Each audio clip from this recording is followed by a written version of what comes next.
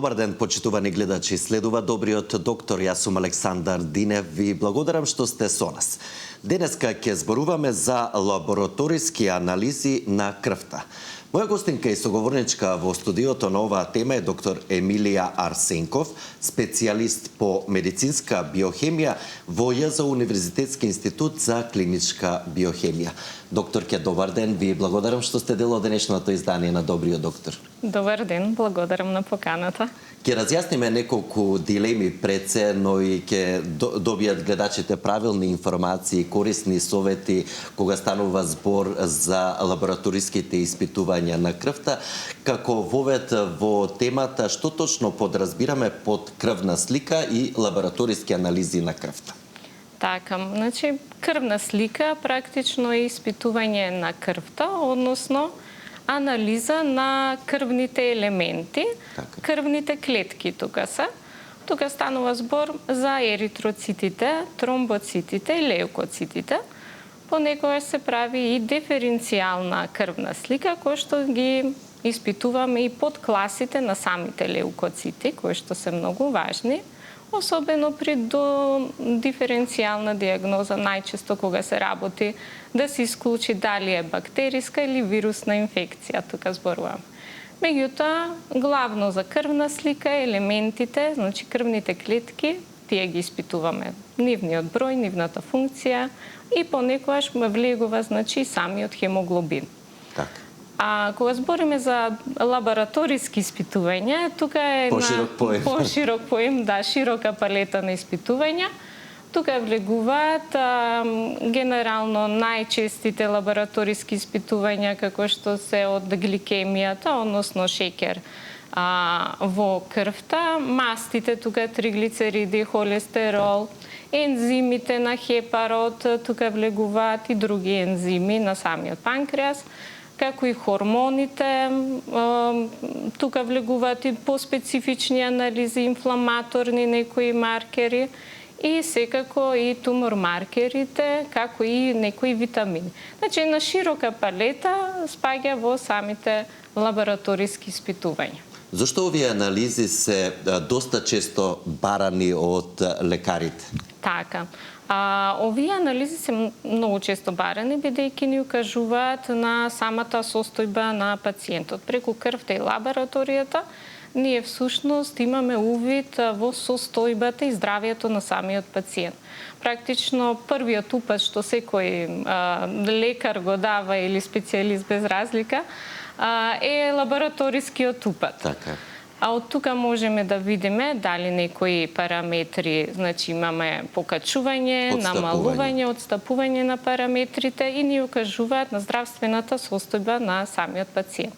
Може да се користат и како диагностичко средство за рана диагноза, рано откривање на некои состојби, а исто така ги користиме и за следење на самата состојба на пациентот, а и може да се користат и за следење на терапијата на пациентот. Така, да, дали делува одредена терапија, дали треба промена на терапијата, така натаму. Пред да продолжиме за испитувањата кои се важни за пациентите, на самиот почеток ме интересира колку често е препорачливо здрав човек без некои поизразени симптоми треба да прави лабораториска анализа на крвта. Така, превентивно. Превентивно, така. Генерално се препорачува барем еднаш годишно да се направи една комплет лабораторија на секој човек и добро е еднаш годишно да се направи, чисто да се има увид во здравствената состојба на секој човек. Да се прати. Еднаш до 2 пати годишно да ја направи. Так. Секако по препораки, ако има одредени заболувања, состојби, може и почесто, тоа е во зависност од самата диагноза, ако има некоја потреба пациентот. Дали преку крвта може навреме или да се открие некоја болест, дури кога граѓанинот, односно пациентот, нема никакви симптоми? Да, секако се откриваат доста болести, дури пред да се јават првите симптоми, може показател да ни биде токму и лабораторијата, да имаме отстапување од тие референтни вредности и тогаш може препорачуваме дополнителни исследувања, дополнителни лабораториски анализи со цел да се дојде до точната дијагноза и навремено дијагностицирање на пациентите. Еве тука би ги спомнале најчесто кои состојби најчесто се откриваат така. така. Тука например еден дијабет кој што е толку често, дијабетот, значи гликемијата во крвта, ако имаме покачено ниво на шеќер во крвта, е првиот показател кој што ни укажува дека имаме некое пореметување. Гликемијата, покачување значи на шеќер во крвта, би предложиле тука и поспецифични во комбинација и корелација со други соодветни лабораториски испитувања, како што се тука HB1C би го спомнала, тоа е гликолизиран хемоглобин А1C, кој што го правиме во склоп на одредување на концентрацијата на шеќер во крвта и секако имаме поспецифични, тоа е ОГТ тест, така познат, односно орален глукоза толеранс тест. Сите овие, нивото на инсулин, секако се мери сето тоа, како комплет ни дават една целосна слика за пациентот и може рано откривање, уште пред да се јават првите симптоми на дијабет. И секако во консултација со ендокринолог и со нашите резултати се доаѓа до дефинитивна дијагноза. Така е. Дали крвната слика може да укаже и на други состојби, например стрес, кој е доста често присутен помеѓу популацијата, замор или пак недостаток на некој одреден витамин во организмот? Да, може да укаже и тоа често гледаме, бидејќи денес живееме во брзо, стресно време, се трудиме да постигнеме многу работи одеднаш. Често се јавуваат и некои отстапувања на одредени параметри, меѓутоа треба, за да кажеме дека имаме некое пореметување, да бидат континуирани и постојани, но може да се јави отстапување, најчесто гледаме на нивото на кортизол, како првиот кој што се јавува при стрес и се качува кортизолот како хормон, стрес хормон го викаме. Така да концентрацијата на стрес хормонот би била тука. Исто така може да имаме анемиите, замор, железото, тука па некои витамини, витаминот B12, фолна, D-витаминот, значи имаме една палета на параметри кои што може да бидат засегнати од самиот начин на живот, стресот и така натака си влијат. Тука да ги слушаме прашањата и од нашите гледачи и ќе продолжиме со објаснување на вредностите на најчестите параметри кои се содржат во една крвна слика, но и како правилно се постапува при земање на крв за испитување и како да се подготват, што е најбитно, пациентите, но да дадеме предност на гледачите. Почитувани, во програма сте, повелете. Добар ден. Добар ден, ве слушаме. Се јавам од Гевгелија. Така. Поздрав до водителот и до докторката. Поздрав и до вас. Сакам да прашам за некои параметри во врска со крвта, ми се повисоки. Еве 3 месеци поред, секој месец земам крв по лабораторија и некои параметри ми се високи. Сега да ги објаснам кои се. Еритроцити 3,91 до 5,5 е референтната вредност. Максимум. Хемоглобин 108, 80 до 174, испод граница. 32,40 хематокрит, до 52 е граница, од 38, испод граница. Лим во проценти 17,25, а мене 25 до 40 е референтната вредност. Потоа железото, уреа во серум 13,50 кај мене, а до 8,9 е референтната вредност. Креатинин во серум 143, а референтна вредност е 53 до 106. Па сега имам и други пропратни болести, имам кажете какви состојби имате, кои ви се дијагностицирани за да може да добиете поконкретен совет и препораки? Тука во Гевгелија ми се диагностирани. Бег во Скопје во 8 септември на кардиолог Оти заради пейсмейкер одам на контрола. И сега ми препиша додатни Яриданс, Жорданс, на плавне да пија, Пулвис, Перозомал, една по една, 2 месеци да пием. И да одам да видам. Железото ми е многу ниско. И затоа имам многу замор, докторке. Замор не можам ни 20 метра да одам. Тоа ми е проблемот. Најмногу замор. А сигурно е од крвта, може и од пейсмейкерот. Оти неуспешно. 2 пата сум оперирана за 40 дена. Извадена пейсмейкер, но друг пейсмейкер. Во ред, да, ќе добиете совети и препораки, но и општ коментар за параметрите, вредностите на вашата крвна слика. Слушајте ги советите. Ви благодарам за јавувањето. Секако, да. Гледаме дека кај пациентката, како што и она се пожали, дека има најчесто замор, железото е ниско, еритроцитите е добре. Значи, сето тоа, хемоглобинот е исто така понизок, сето тоа оди во една лесна анемија, која што може да ги даде сите овие знаци и симптоми на замор, токму тоа го зборувавме, дека намалување на овие параметри, еритроцитите се тие кои што го носат кислородот до ткивата, значи во самите еритроцити се наоѓа хемоглобинот, железото кој што е многу битен. Значи, токму клиничката слика е поради намалување на железото и хемоглобинот и имаме, значи, ако добро разбрав, и анемија. Пациентката треба да се прво да се најде изворот зошто имаме ниски еритроцити, зошто имаме низок хемоглобин и железо, значи да се побаре изворот, може би треба и консултација, дали со гинеколог, дали со гастроентерохепатолог, или да се најде некоја причина да не имаме случајно некој губиток на крв, од некоја причина. Ако исклучиме дека не постои таква, тогаш идеме со, како што каже, и приматерапија за железо, за да се покачи малку, за да може да се функционира добро. Така. Доколку имаме и следен гледач, почитувани во програма, сте повелете.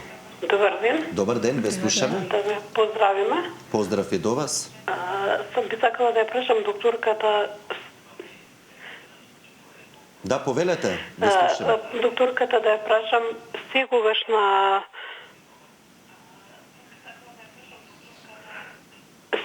на обична крвна слика резултатите ми се добри. Сама се слушате поради телевизорот, продолжете со прашањето, ве слушаме ние добро. Сега за биохемија би сакала да прашам, пошто коските нешто почнаа да ме болат, така да прашам за биохемија, што се треба да испитам?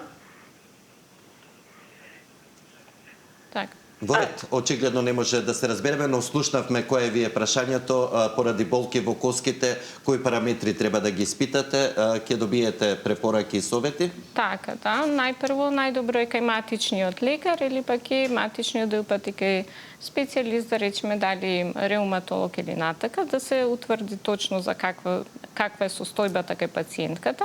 Меѓутоа, генерално, еве, поради болки во коските, може би треба да се обрне внимание повеќе на инфламаторните маркери, коскени маркери, кои што се реума фактор да се испита. Еве, ПТХ, тоа е паратироидниот хормон, кој што е многу битен за самите коски, особено кај женската популација, бидејќи како што влегуваат остеопорозата да се исклучи, да се видат како се движат тие параметри. Кај жените може би треба и понатак од тие вредности. Ете и витаминот Д би бил клучен тука да биде испитан, па да се види нели како стојат тие параметри. Да, која е причината за болките во коските? Да. Може би и ацидум урикум, тоа е испитување кое што ако има болки, еве да речеме во палецот, конкретно во ногата, пошто и тоа често се јавува, често како една палета на испитувања кои што може да се направат во зависност во кој дел имаме болки во коските и кои параметри ги бара. Така. Во ред, доколку имаме и следен гледач, односно гледачка, добар ден, во програма сте, повелете. Добар ден. Повелете, господине, ве слушаме. Овака, сакам да прашам. Да, како е можно во иста лабораторија, испитувам крвна слика, се работи за нивото на железо. Едниот ден Значи се работи разлика и во иста лабораторија разлика еден ден. Првиот ден е 42, вториот ден е 32. Потоа, после 3 месеца, испитувам 38. Одам во друга лабораторија, 23. Дали се можни толкави големи разлики и што е, да речем, тоа, а сега во друга лабораторија, веќе втор месец, се негде 23-22 железото, а во предходно, значи, имаше големи разлики. По еден ден, значи, за разлика еден ден, ајде еден месец или нешто. А последното испитување, значи, приближно исти вредности се последните неколку... Сега последните 2 месеца во иста лабораторија се и приближно исти. Мислам, резултатите. Так. И уште нешто, уште едно прашање за диабет. Што треба за година дена личноста, с кога се вклучи Жардијанс, лекот, 20 кила ослабе. Што треба да испитаме? Кои параметри е најдобро да се испита? Што пожелно да се испита? За една година 20 кила, да речем, сите други параметри на крвната слика као се во ред. Што да испитаме, што да провериме. Зошто толков голем губиток на килограми? Да, ве разбравме, ќе добиете одговори на двете прашања. Ви благодарам за јавувањето. Да, ова доста често е коментирано од популацијата, но и од самите пациенти за различни вредности. Можни ли се такви драстични вредности? Да, имаме отстапување кај некои параметри, помали отстапувања и се релативно незначајни толку помали отстапувања и се дозволени. Меѓутоа, имаме кај некои параметри мало отстапување значи многу. Да речеме кај електролитите кој е натриум, калиум и мало отстапување не значи многу. Меѓутоа, кај други испитувања параметри, поголеми отстапувања не се толку значајни. Еве конкретно сега баш пациентот бидејќи се јави за железото, тоа е железото анализа која што спаѓа во оние анализи кои што има циркаден ритам. Тука спаѓаат и дел од хормоните како што е кортизолот и така натака, кои што значи циркаден ритам, дека во текот на денот они го менуваат нивото и концентрацијата во крвта. Многу е важно во колку сатот бил земен примерокот, ако се земе наутро, добиваме една вредност, ако се земе попладне друга вредност, навечер трета вредност. Многу е битно времето кога е земен примерокот, крвта. Железото конкретно од сабајле, да речеме, и студии се направени, дека дока е 1 сатот има највисока вредност, после тоа опаѓа, дури до 50% може да опадне во текот на денот. Значи, очекувани параметрите кои што ги кажа за железо не беа толку драстично разлики. Од 40 до 38 тоа не е некоја голема разлика. Значи, се зависи од самата состојба на организмот. Разликите, сега другата точка, меѓу лабораторија и лабораторија може да зависат, да има различни вредности. Според тоа со кој апарат се испитува, бидејќи различни методи се користат за испитување и некогаш имаме различни мерни единици. И затоа сето тоа треба да го види и да се толкуваат резултатите од специјалист по медицинска биохемија или пак и самиот лекар кој што го... Затоа што вие најдобро го знаете и апаратот, но и методите кои се користат и како тоа се одразува врз општата состојба на пациентот. Така, да. И за да не настане непотребно паника, вознемиреност кај пациентите, најдобро е да се консултира со специјалисти по медицинска биохемија или пак е со самиот лекар кој што ги упатил да ги направи тие испитувања, најдобро, нели стручно, он ќе го објасни. Така, во однос на второто прашање, накратко да одговориме, поради користење начинам на Жардијан, лекот за диабетес, намалување на телесната тежина. Треба нешто да се испита? Секако комплет крвна слика, тука е и комплет лабораторија, како што кажа пациентот дека му била уредна крвната слика, лабораторија, основните параметри, шекер во крвта, мастите, да се следите нивото на инсулин, кортизол, секако да се утврди функцијата на самиот панкреас. Тие би биле некои најосновни параметри кои што треба да се следат и верувам дека од страна на самиот ендокринолог кој што го води, си ги прават редовно тие испитувања. Да. Имаме простор само за уште еден гледач. Добар ден, во програма сте.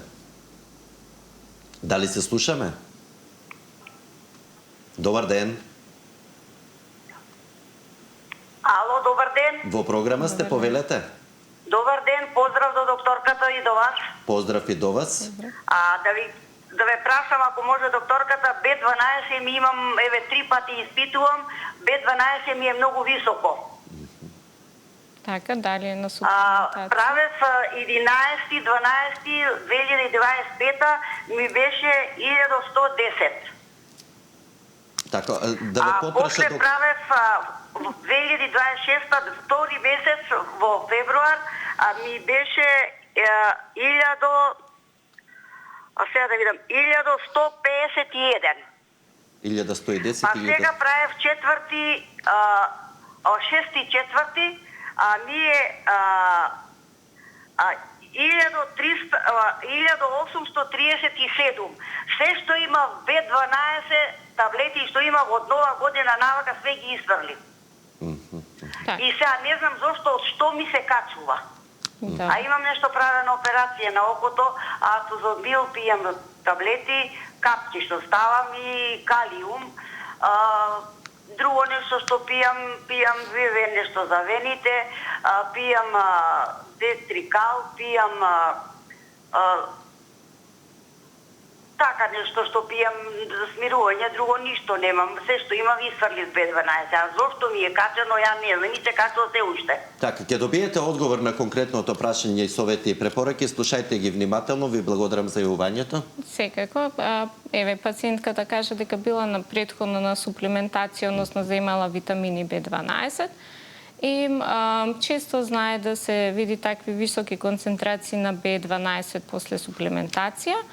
B12 е витамин кој што се складира во црниот дроб и му треба малку подолго време за организмот понатака да ги истроши резервите кои што веќе ги создал.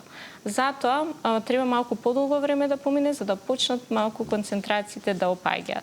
Затоа викам и премногу суплементација не е добро, особено на витамините ги делиме на липосолубилни и хидросолубилни, односно они што се раствараат во масти и во вода.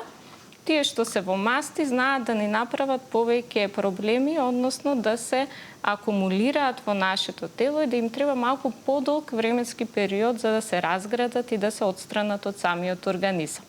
Тука спаѓаат К, B12, D витаминот исто така. Треба да се внимава при суплементација со овие витамини. Да не се претерува. И Е витаминот, така. Докторке, во одговорот на првото прашање ги објаснивте вредностите на хемоглобинот и еритроцитите, што значат, кои се меѓу основните параметри во една основна крвна слика, меѓутоа што значи вредноста на леукоцитите и тромбоцитите? Така. Тромбоцитите, секако сите овие параметри си имаат одредени референтни граници од колку до колку би се движела концентрацијата нивна, односно бројот поточно. И тромбоцитите се тие крвни елементи кои што се битни за народски познато за самата крв. Односно, дали ќе имаме згручување на крвта, дали ќе се направат тромби, ако имаме високи тромбоцити, или пак ако имаме ниски тромбоцити, тогаш постои ризик од крварење, значи скрварување. Затоа, ниските тромбоцити исто така се причина за крварење, а високите за создавање на тромби, згручување на крвта. Во однос на леукоцитите, тие се битни затоа што секогаш ги гледаме при некоја инфекција, имаме покачување на леукоцитите, поточно на фракциите на гранулоцитите, кога се работи за бактериска и за диференцијација од бактериска или вирусна инфекција. Кога имаме инфекција, леукоцитите се покачени, секако во корелација, тука е и самото ЦРП, односно С-реактивниот протеин, го испитуваме секако за додиагностицирање и добивање на точната слика за пациентот. Што е полошо кога говориме за биохемиските параметри? Повисоки триглицериди или повисок холестерол? Или се зависи од остаратите параметри? Секако комплетната слика е многу битна, меѓутоа холестеролот нас не е потребен, бидејќи од него добиваме многу други материи кои што ни се битни за секојдневното функционирање и самите хормони практично произлегуваат од истата структура со холестеролот. Ако го немаме него, многу потоа каскадно се пореметуваат и други параметри. Триглицеридите, мастите, како комплетно, значи треба да ги следиме постојано, да бидат во тие референтни граници, за да не настанат понатака кардиоваскуларни ризици. Кога сме кај црниот дроб и ензимите, зошто тие треба да се следат при една биохемиска анализа на крвта? Така, за самата функција на црниот дроб ги пратиме ензимите кои што се од црниот дроб. При нивно покачување, веднаш знаеме дека нешто се случува во самиот црен дроб, има некој процес и тоа точно има определување кој ензим колку пати се зголемува во однос на другиот, не окажува на точни, по-конкретно не усмерува во која насока на диагноза, диференцијално диагностички да размислуваме. Тука се најчесто, нели, АСТ, АЛТ и ГГТ, односно спартат, аминотрансферазите и гама-глутаматот, тие најчесто се испитуваат и ЛДХ, лактат дехидрогеназата, како хепатални ензими. Докторке, сега може би најважниот сегмент во однос на гледачите и пациентите, како треба да се подготви еден човек пред да даде крв за испитување, дали мора секогаш тоа да биде на гладно? Најчесто препорачуваме за одредување на биохемиските параметри да биде на гладно и тоа од 8 до 12 часа на гладно, за најточни резултати да добиеме. Меѓутоа, има одредени испитувања кои што треба посебна припрема на пациентот. Кои се тие и како да се подготват? Да, еве, например, најчесто да кажеме дека соодветно за испитување на, претходно го спомнав, за диабет диагностицирање, како честа болест, нели, кај нас, за орален глукоза толеранс тест, претходно пациентот 3 дена пред да дојде кај нас да се испитува или во другите лаборатории, треба да биде минимум на 150 грама јаглехидратна исхрана во текот на денот. Потоа ќе дојде после 3 дена кај нас и следи испитувањето. Други испитувања, како што е спомнав, еве ацидум урикум или уричната киселина, кај народот познато како гихт и се јавува како црвенило, оток на палецот на ногата.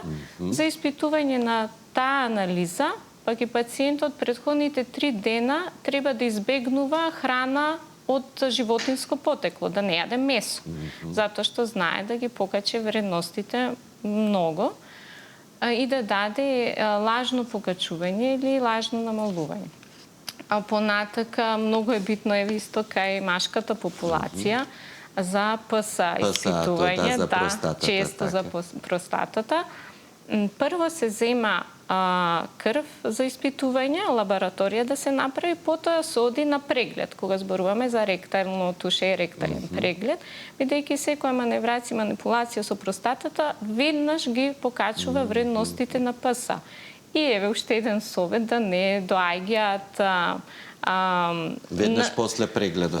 После прегледот резултатите не се соодветни, веродостојни за тој пациент, а исто така е битно да се обрне внимание кога доаѓаат да се испитуваат за ПСА да не возат точак, да не дојдат на точак, бидејќи самото возење на точак, што не може да не текне, нели така, го занемаруваме тој факт, може да доведе до покачување на вредностите на ПСА и викаме тогаш имаме лажно покачени вредности. Или ако испитуваме одредени ензими, како што се креатин киназата или ЛДХ, сето тоа, значи битно е пациентот претходните денови да не вежба, ако спортува, ако трча, иде во теретана, тие вредности исто така ќе бидат покачени. Очекуваме да бидат покачени. Значи, целосната припрема на пациентот за одредени специфични испитувања треба да се направи соодветно и со препораки од лекарите и од специјалистите. За да се добиеме пореална најточни резултати. Тоа значи дека и да се избегнува долго пешачење или било каков напор пред... Напор, така, да. Ако ги испитуваме конкретните ензими или анализи за таа состојба. Кафе смее да се пие од саба или вода? Кафе не. Вода може, меѓутоа не во преголеми количини, бидејќи и преголемите количини може да ни дадат хемодилуција и да направат на крвта, да ја разредат и да добиеме пак отстапување од параметрите заради преголемо количество на вода. Нормално може да се внесе, да не доаѓаат и дехидрирани, така, да. Но да не се внесе и премногу. Да не се претерува. Да. Докторке, кои лекови може да ја замаскираат или да дадат нереална крвна слика? Која категорија на терапија за кои состојби? Да. Има многу групи на лекови и важно е да се каже што прима пациентот кога се прават анализите, бидејќи еве би тргнал од еден витамин С, кој што често сите го земаме секојдневно. Има многу реакција, хемиска реакција со самите реагенси кои што ги користиме. И може да доведе до намалување или зголемување на некои параметри. Аспиринот исто така. Понатака бета-блокерите може да дадат. Има многу голема палета на лекови кои што ние викам имаат интерференца, даваат интерференца со самите реагенси кои што ги користиме за одредување на параметрите за анализите. Затоа е најдобро да се посочи од страна на матичниот, но и на специјалистот кој го води пациентот. Так, кои лекови се примаат, некогаш се прави пауза пред испитувањето, треба да се направи пауза пред да се земе крв. Ако има кортикостероид во одреден лек, посебно една недела, 10 дена, така? Секако, да. Значи има широка палета која што треба од страна на самиот лекар кој што го упатува да се наведе што примал пациентот и да му се дадат точни инструкции како да се припреми пациентот за да добиеме најточни резултати за самиот пациент. Значи најдобро е од 8 до 12. Така, часа гладно. Што е ситуацијата кога имаме итен пациент, дали има други протоколи, како се читаат резултатите и како се подготвуваат? Секако, бидејќи итните пациенти не планирале да бидат пациенти, тогаш имаме други протоколи, други правила важат и секако очекуваме одредени параметри да имаме отстапување кај тие пациенти. Кај нив не важи нагладно ваквата припрема, бидејќи сепак се работи за хитни пациенти и кај нив најважна е хитната, ургентната состојба и тие параметри кои што се важни за таа состојба ги гледам.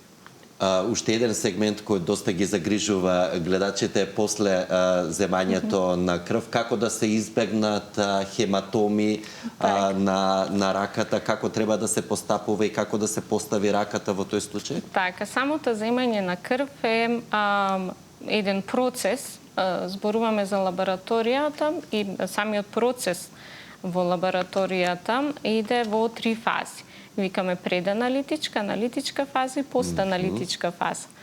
Имаме, за да се избегнат сите тие проблеми и грешки, во преданалитичката фаза, тука станува збор за припремата на пациентот, за самото начинот на земање на крв, соодветни анализи, соодветно траење на самата езмарх, односно лентата која што ги стега.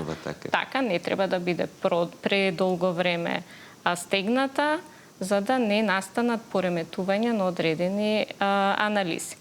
Пациентот после земање на крвта треба да ја држи справено раката, притиснато и да не ја витка. Најчесто пациентите веднаш некако рефлексно им доаѓа да си ја свиткаат раката, меѓутоа треба по правило да стои исправена и притисната. Така. Дали е точно дека лошите резултати или отстапување на одредени параметри секогаш може да укажат на некој проблем? Па отстапувањата, затоа ги имаме тие референтни граници, викаме долна и горна референтна граница.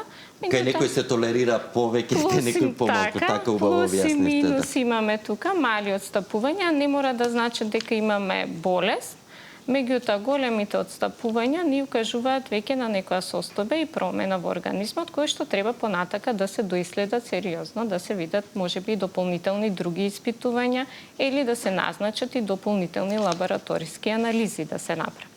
Не секогаш мало отстапување значи дека е болест. Так. И затоа најдобро е резултатите да се толкуваат од стручни лица, специјалистите тука се по медицинска биохемија и секако лекарот кој што ги упатил. Така, убаво објаснивте, затоа што сега современите резултати по тие современи методи и апаратури веќе си даваат во заграда ограничена вредност, но и тоа секогаш не мора да значи нешто сериозно, да не се вознемируваат, убаво рековте, толкување само од стручни лица, од специјалисти по медицинска биохемија, но и од матичниот лекар или специјалист од одредената област за која има пациентот проблем. Така, да. На самиот крај од емисијата, кои грешки не треба да ги прават пациентите кога даваат крв за испитување во анализа и ваш совет како да се добијат најдобри, највалидни резултати? Така. Па еве најмногу да обрнеме време на припремата на пациентот, соодветна припрема, да ги следи препораките на лекарот кој што го упатува и секако еве да се прави еднаш годишно лабораториска анализи, за да се имаат увид во сопствената здравствена состојба.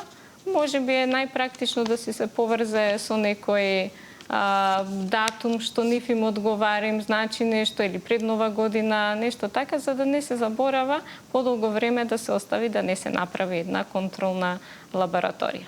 Значи најмалку еднаш годишно. Барем еднаш годишно, да. Доктор, ќе ви благодарам за одвоеното време, за советите и искуството кое го споделивте на ова доста значајна тема, која секогаш побудува интерес кај гледачите и со задоволство ви очекувам да бидете повторно дел од Добриот доктор. Ви благодарам многу на поканата и на емисијата е прекрасна. Почитувани, вам ви благодарам за вниманието со кое не следевте. Ве поканувам да бидете повторно со нас и утре. Во меѓувреме останете со програмата на Сител телевизија. Имајте убав ден и грижете се за вашето здравје. Пријатно!